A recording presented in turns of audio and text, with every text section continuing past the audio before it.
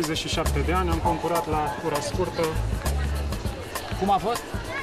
Bine, bine. Din păcate am avut ghinion, am făcut o pană, am luat o căzătură urâtă și la întoarcere o concurentă întârziată a intrat în mine, dar până la urmă am În venit. ciuda tuturor problemelor ești aici și ai terminat cu bine. Da, am terminat cu bine, bicicleta e proba mea forte, mai greu cu notul, dar alergarea și bicicleta.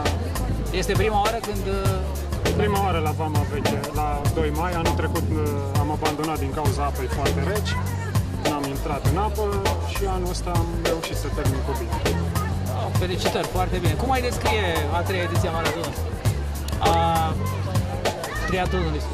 Foarte frumos, am avut noroc de vreme bună, apa puțin cam rece, dar pe ansamblu ok, traseul 100% uscat, ciclabil, de viteză, fără nicio dificultate, abordabil pentru orice ciclist, la fel la alergare, puțin dificil pe pietri și pe nisip, dar cu atenție se putea merge foarte bine. Cum ți s-au părut concurenții? Bine pregătiți, bine pregătiți. Foarte bine, unii dintre ei chiar foarte bine. Dar toate astea pe mulți am reușit să intră chiar de câte 2 ori. Bravo, felicitări. Câteva cuvinte pentru cei de pe margine? Sper să se bucure de spectacolul ăsta, de vremea bună.